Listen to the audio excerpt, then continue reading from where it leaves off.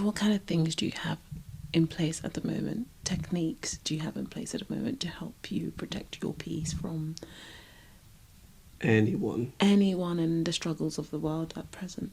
The first one really is having an open and honest conversation with whoever is impacting your peace. But I think also having an open and honest conversation with yourself first, is important to question yourself as to why, I suppose you keep allowing that person to get to you. But also we're not talking about people specifically, are we? We're just talking about... No, just general situations. So for example, one thing that I have done as of, I believe, 2020 is not watching the news. I just completely shut off from that because it's just constant bad news. And I know whatever people believe and whatever their opinions are, that's for them, but that is my way of protecting my mental health and my well-being in a sense. So that's one of my techniques, not following mainstream media, but rather trying to just... So essentially just protecting yourself from negativity, like lots of negativity. Yeah. So because the news is filled with... It is, and I think, I don't think we actually grew up in the day and ages where, Sally's cat or dog has been patrolling the neighbourhood and saving kids. The sappy stories that you hear in these neighbourhoods and, the cringy ones that used to be good news. But at the moment, it's just... you turn on the TV and that person's stabbed, this person's here, this person's there, that person's dead, there's war going on here, there's this... this person's nowhere, we can't find them. Yeah, and, it's sad. It's really sad, but I just feel like a lot of sadness has been happening ever since 2019, and I personally don't think I can cope with mainstream media and the news at the moment. So since then I've just checked out. That's one of my coping mechanisms. Fair enough. And we said denial wasn't healthy at all. No, well, it's not denying myself of anything, because the news, I'm not interested. I'm not interested. Being in denial would be watching the news and hearing about wars that are ongoing or people dying, just going, la la la, the world is peachy, it smells like flowers. That I'm not doing. I know that the world is shit at the moment. I see it. I don't want to keep hearing it. No, but I see it and I hear it, but I just don't want to be force-fed it by the media when they control it in their way. Do you know what I mean? No, I know what you mean. And protecting your peace. Protecting my peace, and also pulling away from people and things that don't bring me joy. Yeah, to be fair, I don't think many people would say the news brings them joy, so I think that's fair.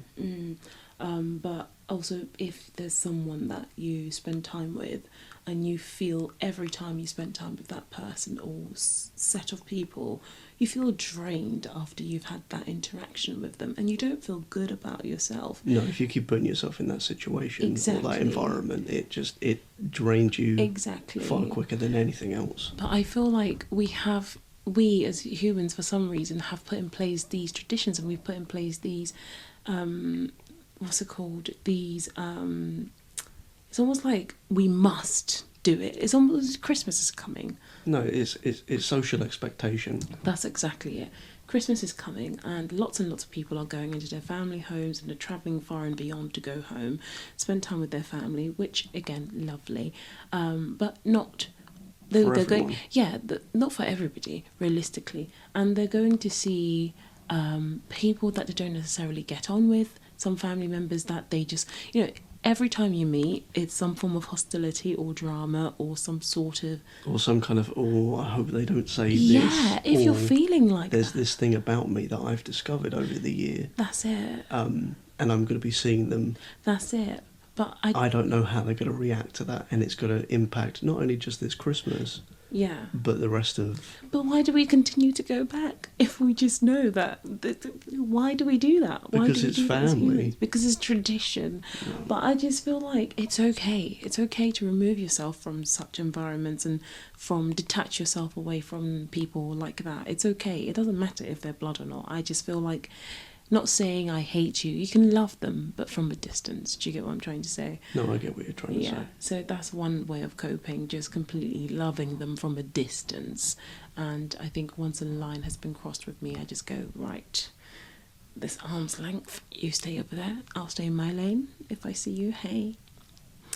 But, yeah. You stay in your lane. You stay in your lane, you mind your business, and I'll mind mine.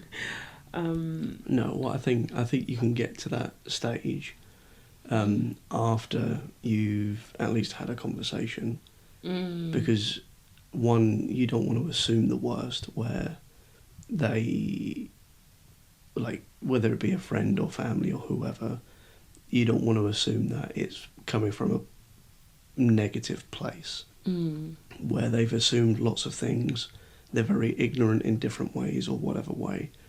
And that's where it's coming from. Because if it is, then absolutely fine. Like, shut it down there, move on. With family, I can appreciate that it's a bit trickier than that. Yeah. Which is why at least a conversation, if not maybe a couple of conversations, might be needed in a situation like that. Yeah.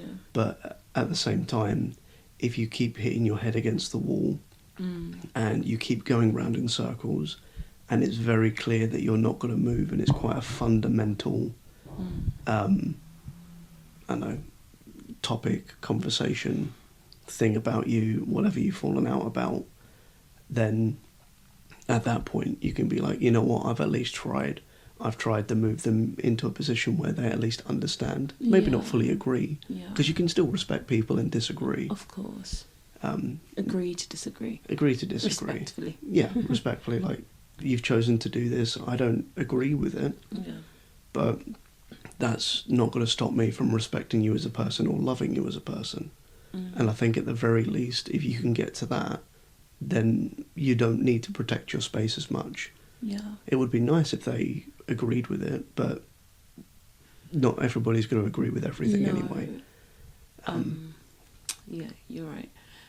And one thing I've been struggling with is, so sometimes I feel like when it's not having fallout with people, but when you decide to pull yourself away a little bit, I almost feel like I beat myself up about it. Oh, you feel guilty? Yeah, and I shouldn't. No, why should I? Why do I feel guilty? So I'm actively, another way of coping with this is actively working on being real with myself, and as I was saying, being honest with yourself, having that honest conversation with yourself first before you go and even consult these people, but just to make sure you're firm in yourself. Yeah, and also to say to myself, okay, you're feeling this way because X, Y, and Z. Really being honest with myself. Are you being ridiculous? Are you not being ridiculous? Okay, why are you feeling guilty? There's no reason for you to feel guilty about this. You've expressed your opinions to them. You've voiced where you stand and express how they make you feel, or your unhappiness, or whatever it is. And it continues to happen, and you've pulled away. And the pattern you've noticed. Exactly. So I'm really, that's the one thing I would say I'm struggling with, not trying to not make myself feel guilty, but I'm actively working on that to try and but if anyone has any alternative coping mechanisms for dealing with I suppose protecting your peace, and whether that be even work environments, you have to protect your peace in work environments too. Oh, don't. It's especially in today's kind of society where it's hustle. Hustle. You work as hard as you can. You do everything you can. You kill yourself for the company that you work for. It's not worth it. And then you, I don't know, earn some money, sure, but then what do you get at the end of it? You work as much as you can in work hours. You come home, you continue to work. And then you don't have much of a life, to be perfectly honest. And then if somebody's going to be there, like usually like a senior position or like a manager kind of position, and they push down on you, you're going to feel so much pressure because you're putting in so much time and effort only to be treated like and feel like crap. not all workplaces are like that. But if you can leave. Don't be afraid. I think a lot of people find it very, very difficult. They become quite attached to their workplaces and feel that, they can't leave. It's easier said than done, I'm pretty sure, but start somewhere. Start looking. Start planning your way out. If it makes you so unhappy that you're not sleeping well, so at the moment where I work, I'm quite happy. Before you weren't, though. Oh my god, no. I think this is the first workplace that I've actually worked at and felt fairly comfortable. Yeah, I would say that. But also I saw something you said just reminded me. I saw a meme the other day on Instagram, and it was just talking about how we spend majority of our time at work, so essentially to earn money to pay for rent and bills to warm up our flats and our house and our homes, but we don't live there. Just to spend majority of the time at work. Yeah. And I thought, oh my gosh, okay, fair enough, that's funny, that's true. It's fun. It hurt a little bit though, I have to say. It's one of those painful ha-has. Yeah. Yeah. Yeah, that laugh that just like slowly turns into a cry, like. But that I just thought of that when you were talking about it earlier.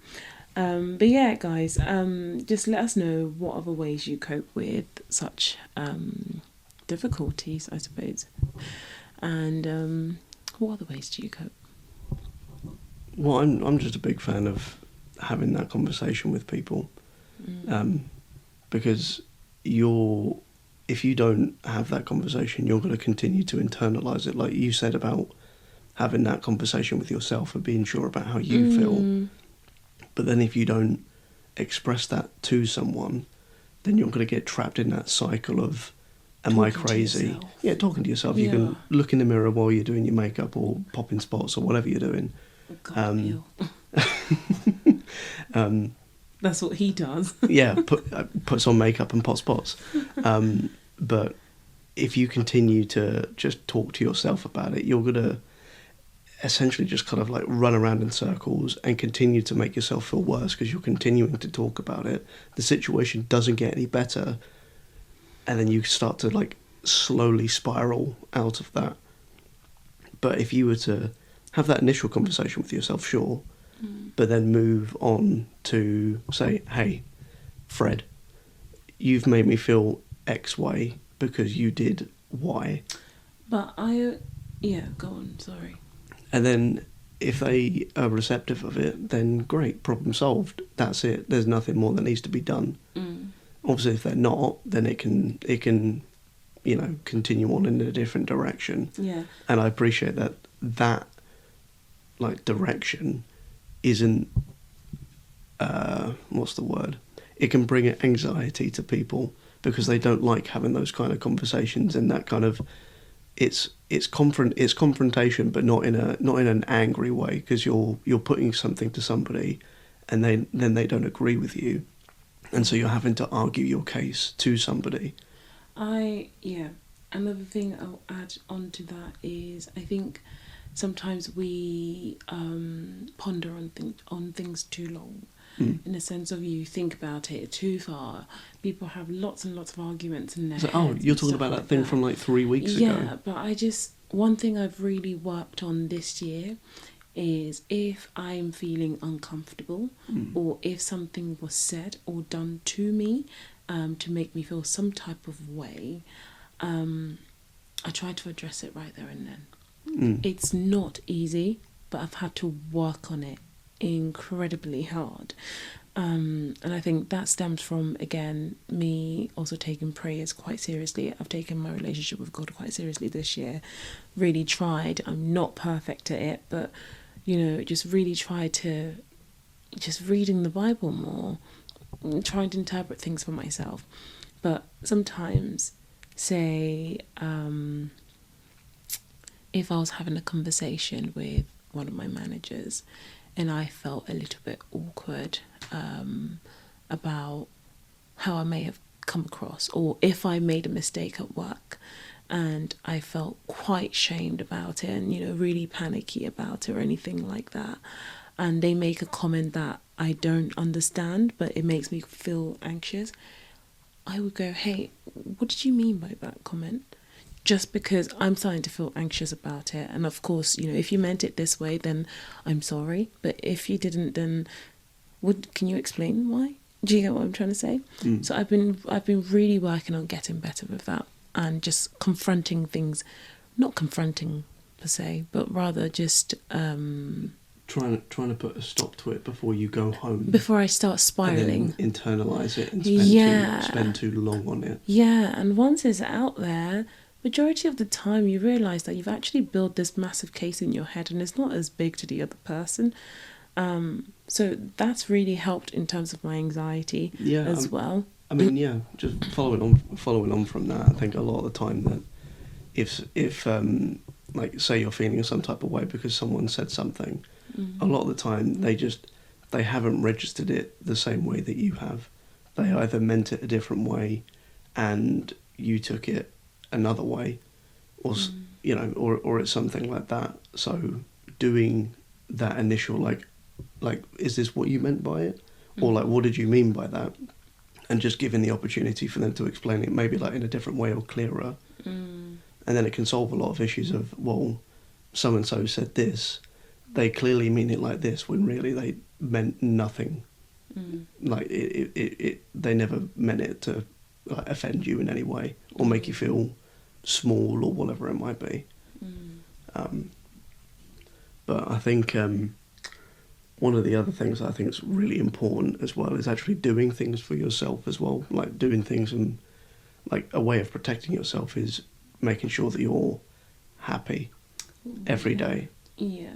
Because if somebody is making you feel bad about yourself or is trying to do that, or even unintentionally, like just say pressured workplace or pressured environment or whatever it might be. Family members. Or family members. Or we're not bitter.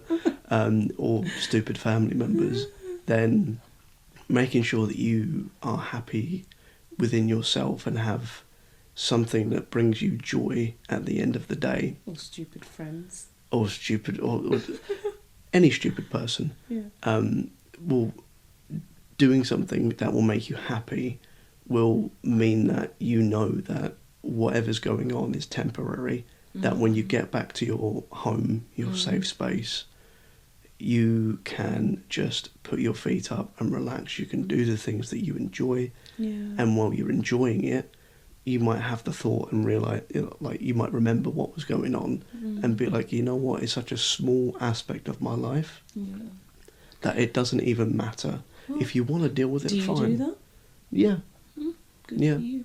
In my old workplace, I mean, it was a bigger part of my life, granted, but when I got home, I saw you, I saw our son, you know, I got to spend time with you when I did. I know I was studying as well, so very stressful and very time consuming, but with the time that I was able to spend with you, I was like, you know what, this is all what it's for.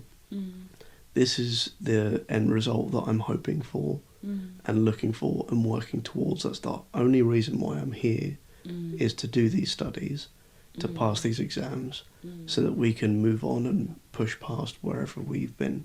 Right. So I can deal with whatever nonsense is going on, because really and truly in a couple of months, a couple of years, it will mean nothing. It will mean absolutely nothing in the grand scheme of things. It's true.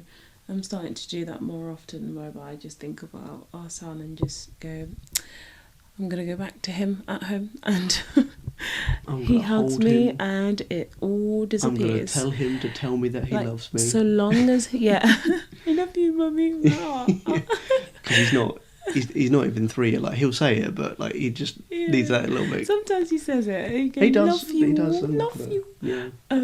But just knowing I'm gonna come back home to him, that makes me very, very happy.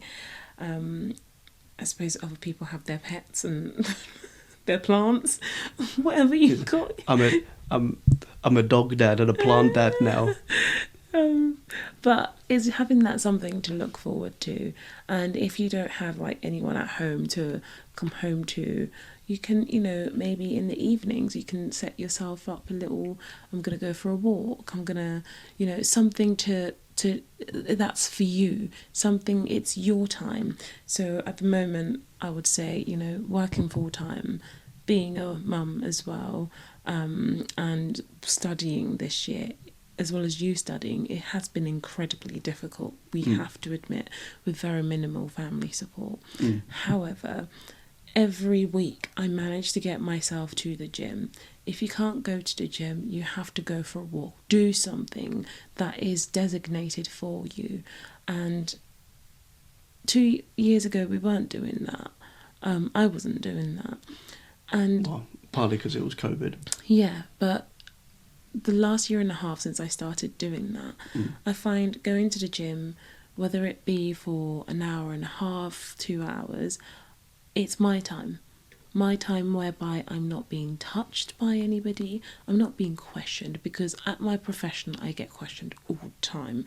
You're fixing problems, you're putting out fires, you're dealing with, you're purposely taking on other people's problems and just to with try and people. and trying to deal with it for them, or trying to give them ways of means to try and get better and stuff like that. So my mind is constantly figuring things out or having to think about something, and then on top of that having some conversations with certain people you don't want to even see or even associate yourself with, so I look forward to, I don't look forward to going to the gym because it's painful. Well, I don't think anybody can say, the gym's going to be the most relaxing. I push myself, but the feeling I get after a workout is incredible, and I chase after that feeling, and that's what I look forward to. That feeling of, I did it for me. I did it for me. It's something for me, because it's time that you're investing into yourself. That's it, and I invest about 80% of my time to work and other things and just other responsibilities. Different percentages, but a good chunk of it is, other responsibilities. And then I get about maybe 7% to myself. That's oddly specific, but yeah. Okay. I know, but it's not enough though, is it? It's not even 10%, is it? But doing that something, or having that something to look forward to every day, or every week, it's for example, tomorrow I'm off and I'm looking forward to going to the gym in the morning, because and just enjoying that time and coming back, because I know I'm back at work next week, and I'm not going to have that time to go to the gym in the morning. I go to the gym late at night, so it's really nice. That's my other way of coping. Give yourself something to do. Give yourself something to look forward to. Just a little something, I think treat yourself, because this life is the only one that you're going to get, and it's short enough as it is, not to get all like life and morbid or whatever, but just be happy with the life that you have and do things that are going to make you happy.